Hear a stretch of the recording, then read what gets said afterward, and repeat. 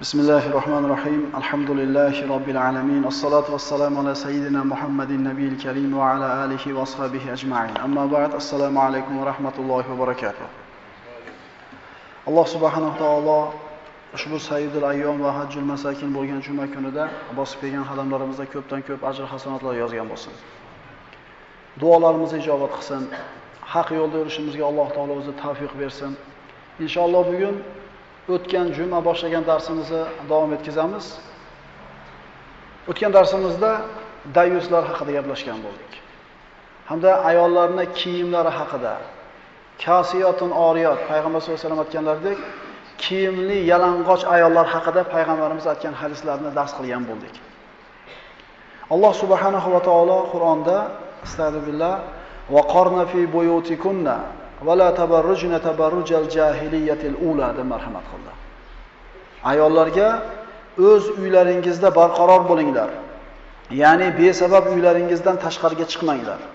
Magar biron hojat uchun chiqqanlaringizda esa ilgarigi dinsizlik davridagi yasan-tusan kabi yasan-tusan qilmanglar. Ushbu oyatdan shuni xulosa olamizki, ayol kishi behojat, zaruratsiz ko'chaga chiqmasligi Alloh subhanahu va taoloning buyrug'i. Sahih hadislarda payg'ambarimiz sollallohu alayhi vasallamdan mana Muaviyat ibn Abu Sufyan roziyallohu anhu aytadi: "Inna Rasulullohi sollallohu alayhi vasallam harrama sab'ata ashiya va inni uballighukum zalik va anhaakum anhu va zakara minha tabarruj." Imom Ahmad musnadlarida keltirilgan. Muaviyat ibn Abu Sufyan aytadilar, Rasululloh sollallohu alayhi vasallam bizlarni 7 ta narsani qilishlikdan qaytarganlar. Va men ham sizlarga ana shu narsalarni yetkazaman va shu narsalardan qaytaraman deb qaytarilgan 7 ta narsadan bittasi tabarruj. Tabarrujni aytgan. Tabarruj nima? Endi darsimiz davomida tabarruj deb ketamiz. Tushunib olaveringlar nimaligini. Tabarruj ayol kishi ko'chaga avratlarini yopmasdan yasan-tusan qilib chiqishligi tabarruj deyiladi. Shuning uchun Alloh taolo johiliyat davridagi yasan-tusan kabi yasan-tusan qilmanglar. Johiliyatdagi tabarrujda nima aytilardi ekan? Ana shu oyatni sharhida keladi. Johillar, arablar, Makka mushriklari ayollari taqinchoqlarini qulog'iga, bo'yniga taqib, boshidan ro'mol solib, ro'molini jag'idan chigmas ekan. Ana shu bo'yinlari, avratlari va taqinchoqlari ko'rinishligi uchun ro'molni tashar ekanda, oldini bog'lamaganligi uchun shu narsani tabarruj deyshar ekan. Johiliyat davrida boshida ro'moli bor, jag'idan chigmaganligi uchun tabarruj bu avratini yopmaslik deb qilinyapti. Endi hozirgi kunda umuman ro'mol o'ramayotganlar haqida gapirmasak ham bo'laveradi. U davrdagi johillikdan ko'ra, ularda tabarrujdan ko'ra hozirgi tabarruj qattiqroq bo'lib ketyapti. Alloh saqlasin. Alloh taolo Qur'onda ushbu oyatlarda siz bilan bizga shunday deydi: "Va idza fa'alu fahishatan qalu wajadna 'alayha aba'ana wallohu amarna biha qul innalloha la ya'muru bil fahsha ataquluna 'alallohi ma la ta'lamun." Ular qachon biron buzuq ish qilsalar, ota-bobolarimizni shunday holda topganmiz. Buni bizga Alloh buyurgan dedilar. Ayting ey Muhammad alayhisalom, Alloh hech qachon bunday buzuq ishlarga buyurmaydi. Alloh sha'niga o'zingiz bilmaydigan narsalarni aytaverasizlarmi? Kitob va sunnatga xilof bo'ladigan bo'lsa, oyatga, hadisga teskari bo'lib turgan paytda ota-bobolarimiz qilgan mana shu ishini to'g'ri emas deb aytishimiz kerak bo'ladi. Bu oyat nima haqida nozil bo'lgan? Johiliyat davrida Ka'batullohni mana mushrik arablar Ibrohim alayhisalomning shariatidan qolgan hajni qilishar edi. Arafatda turishar edi, Minoda turishar edi. Mushrik bo'lsa ham haj amallarini, ba'zi rukunlarini qilishar edi. Ka'bani tavof qilishlikda Quraysh shunday bir hukm chiqargan edi.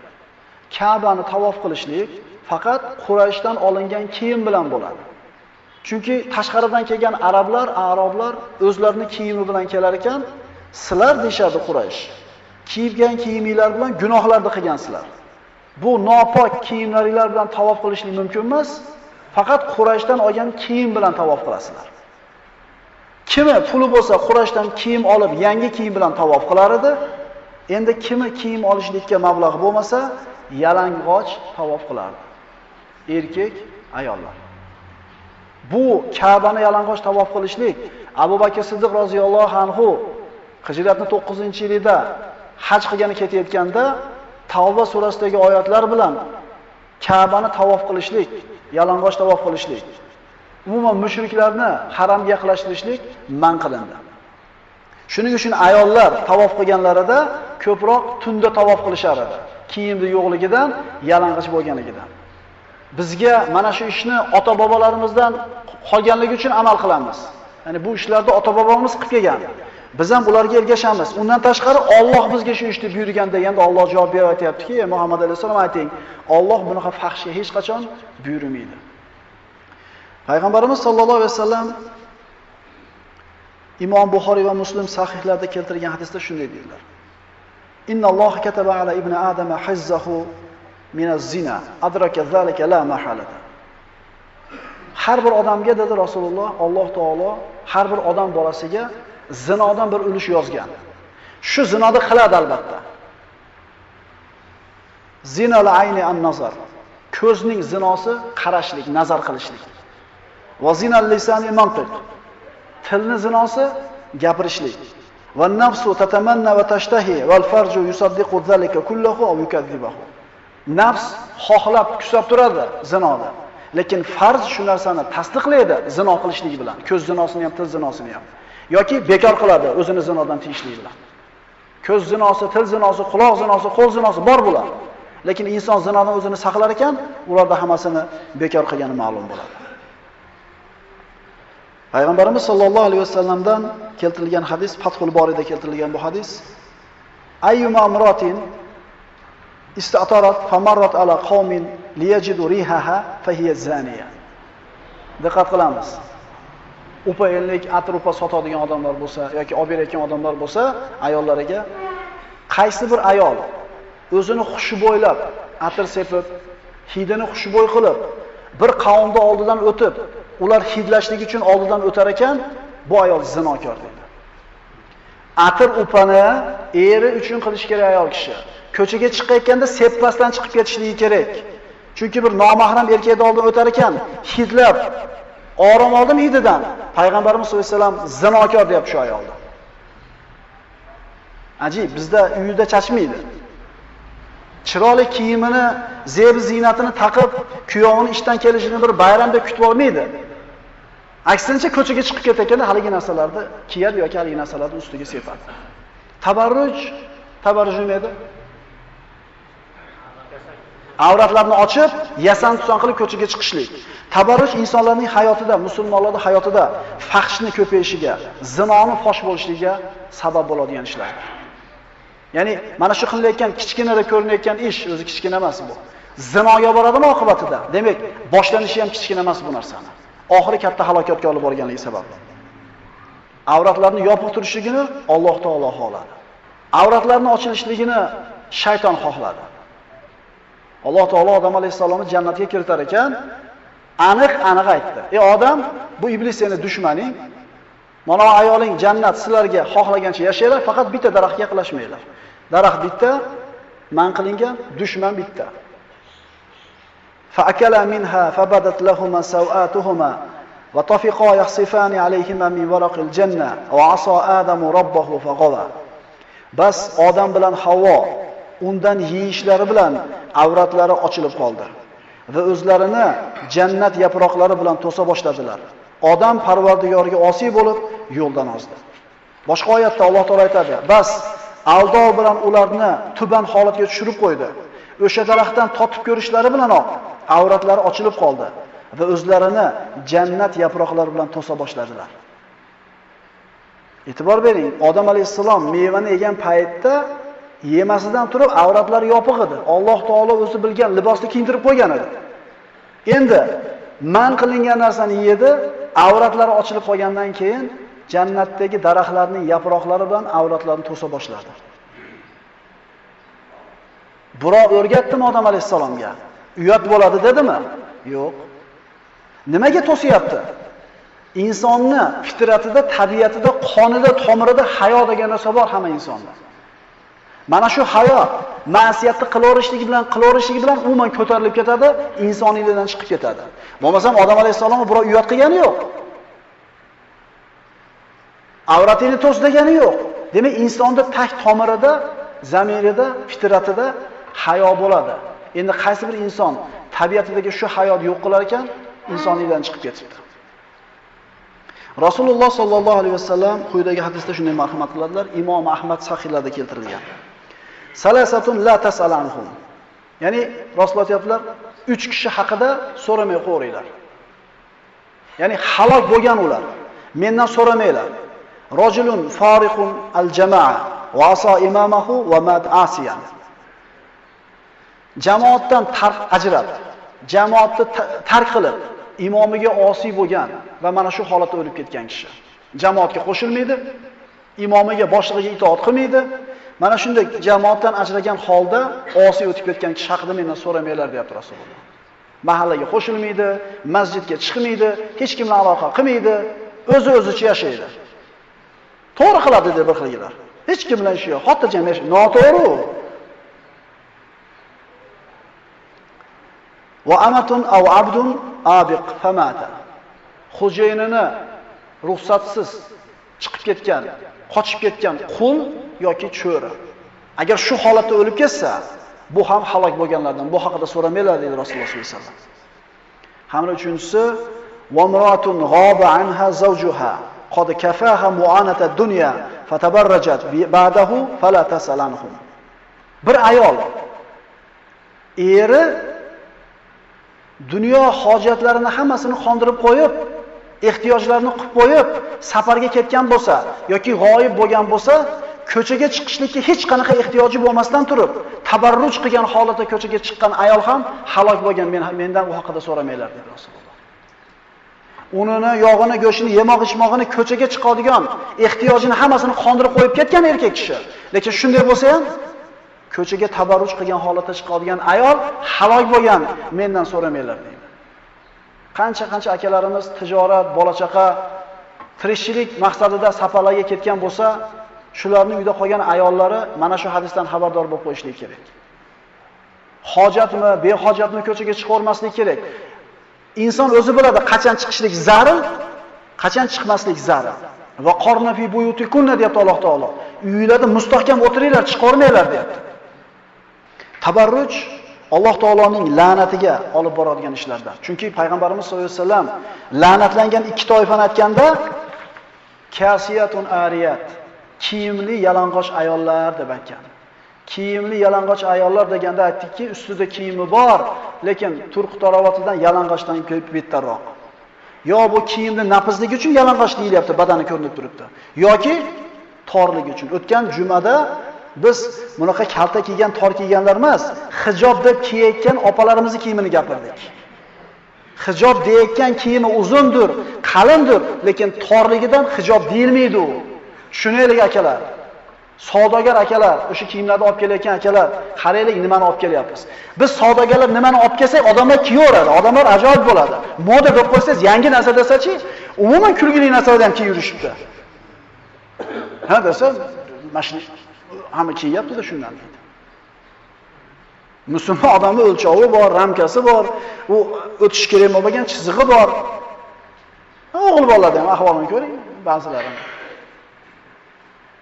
Nafaqat ayollarning kiyimi tor, erkaklar ham kiyim torayib ketyapti. Ruku qilsa, hayo qilasan orqasida turgan. Kiyimlarni qaranglar, namozxon odam namoziga munosib bo'ladigan kiyim kiyish kerak ukalar. U chiroyli bo'lsa-la, moda bo'lsa-la olib kiyirish kerak emas, musulmonmiz biz. Rasululloh sollallohu alayhi vasallam aytadilar: "Abghazun nas ilallohi thalatha." 3 ta odamga Alloh taolo qattiq g'azab qiladi. Alloh eng g'azablanadigan kishilar 3 ta. Birinchisi, mulhidun fil haram. Haramda turib, Masjidil Haramda turib xudosiz bo'lgan odam. Allohning qattiq g'azabiga qoladi.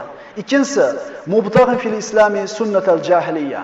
Islomda turib, musulmon bo'lib turib, johiliyatning sunnatlarini bo'lishini xohlaydi. Mana shu kishiga ham Alloh taoloning g'azabi qattiq bo'ladi. Islomni tanigandan keyin, musulmon bo'lgandan keyin, haq bilan botilni ajratgandan keyin, johiliyat davridagi narsani ko'ngli kusaydigan bo'lsa.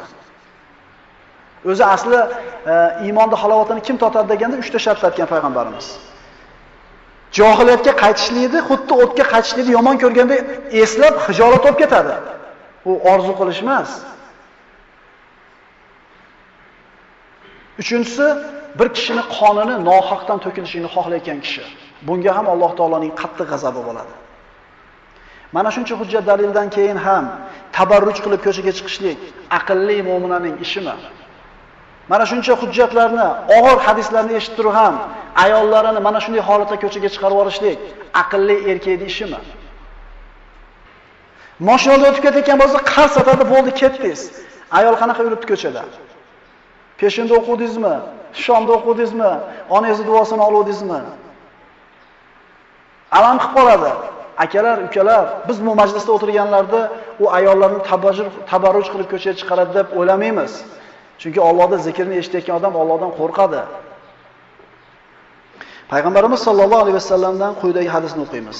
Imom Ahmad Musnadlarda keltirgan sahih hadis: Ayyuma imratin wada'at thiyabaha fi ghayri bayti zawjiha faqat hatakat sitra ma baynaha va baynalloh.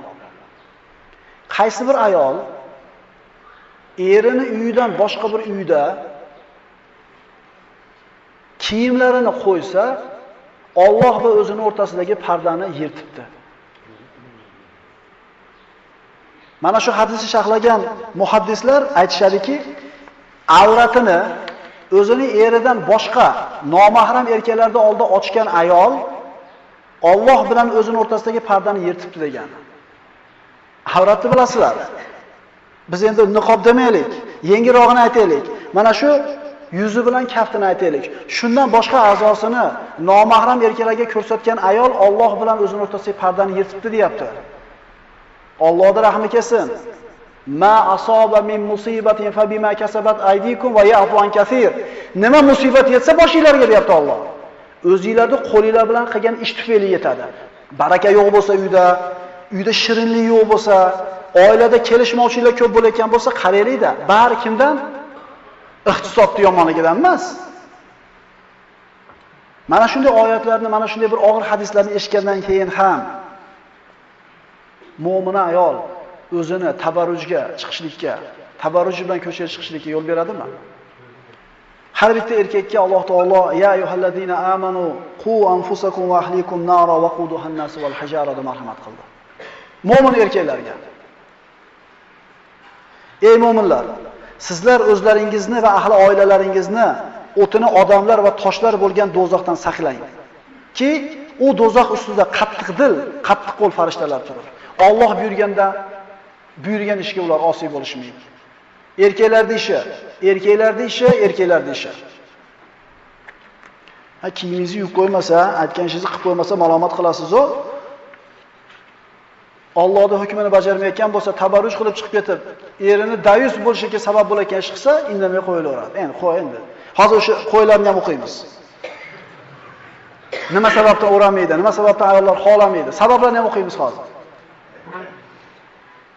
Qizlarda, kelinlarda, ayollarda shar'iy hijobni kiymasligi, avratlarini yopmasligiga bir qancha sabablarni, bahonalarni ko'rsatishadi. Shulardan bittasi hijobni o'rashlikka o'zi ko'p ham qoniqmasligi. Zararlmaydi deydi. Issiqda deydi. Desa, ikkita savol beriladi bu ayolga. Siz o'zi hijobdan qanoatlanmas ekansiz, islomdan qanoatlanasizmi? Islomni din deb qabul qilganmisiz deyiladi. Agar ha desa bir javob, yo'q desa boshqa javob. Yo'q desa bu ayolga hijob haqida gapirilmaydi.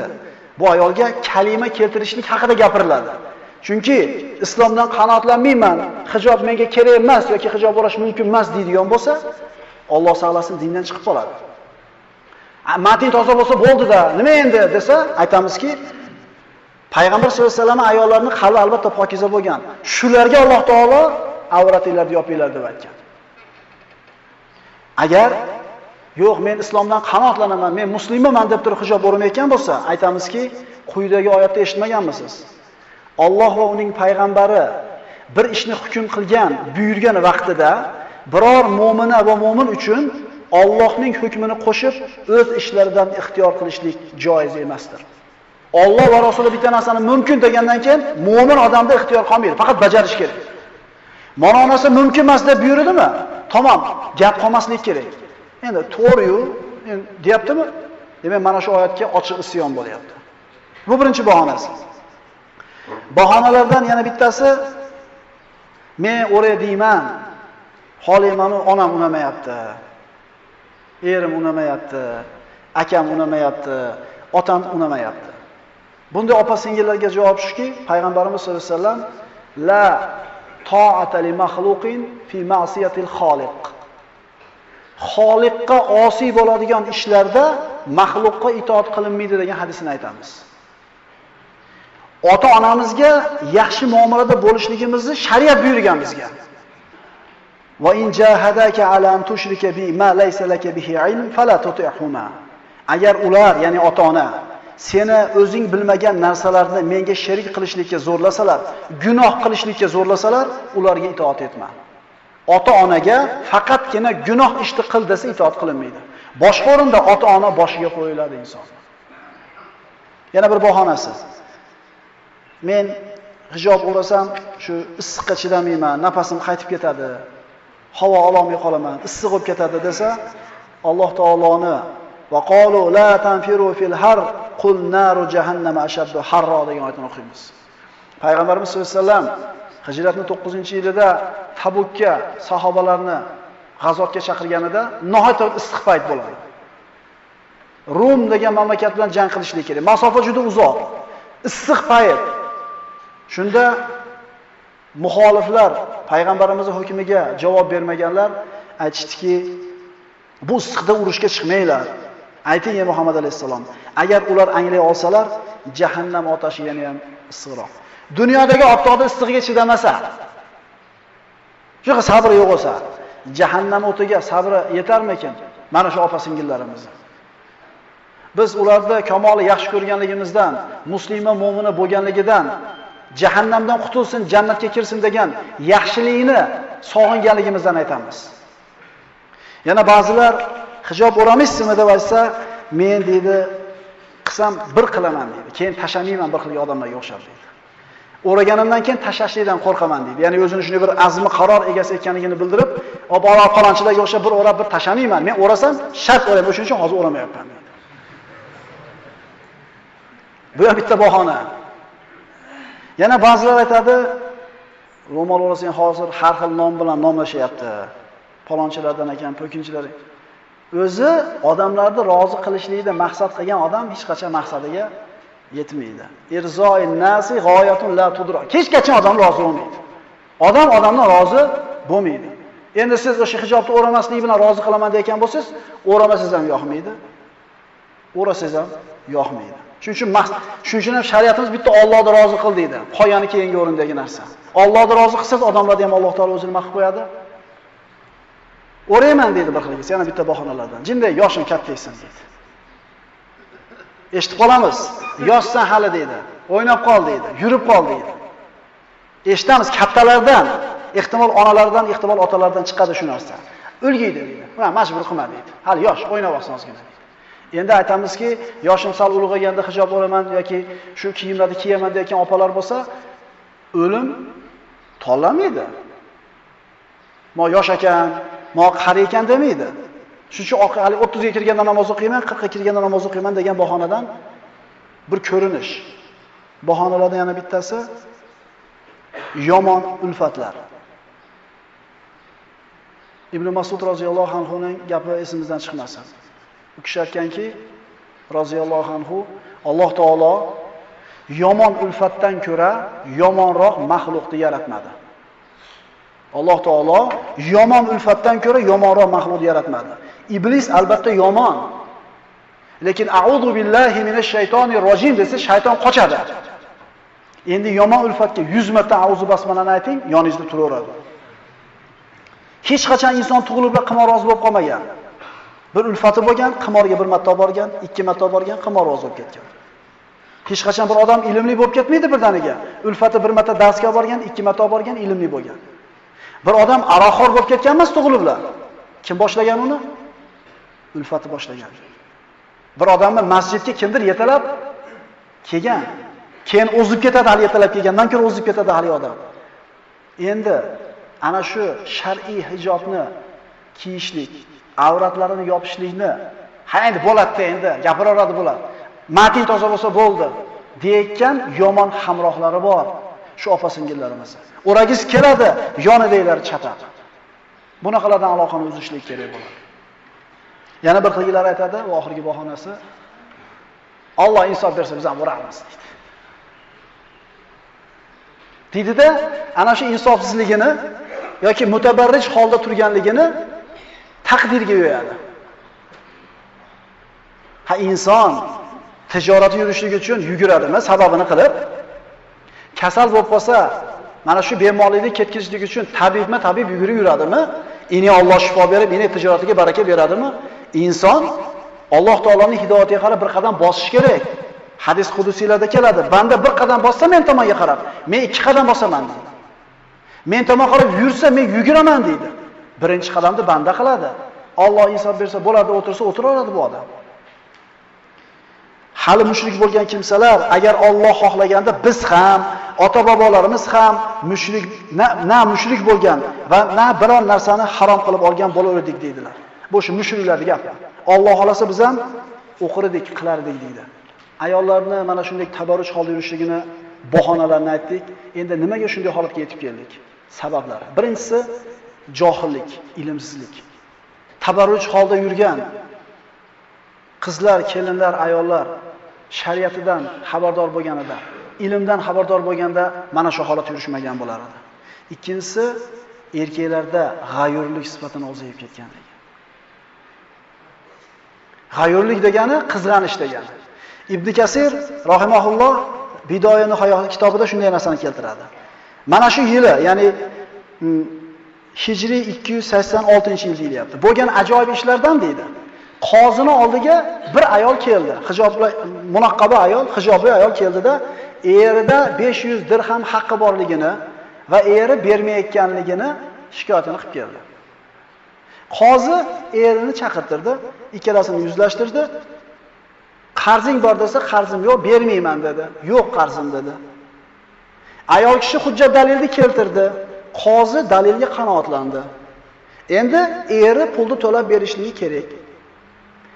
Endi ana shu qazo majlisida, qozining majlisida guvoh bo'lganlar, endi bu ayol haqiqatan shu kishining xotinimi, xotin emasmi, shuni bilishimiz uchun yuzidagi niqobini olsin, ko'raylik deydi. Ya'ni shar'iy zarurat.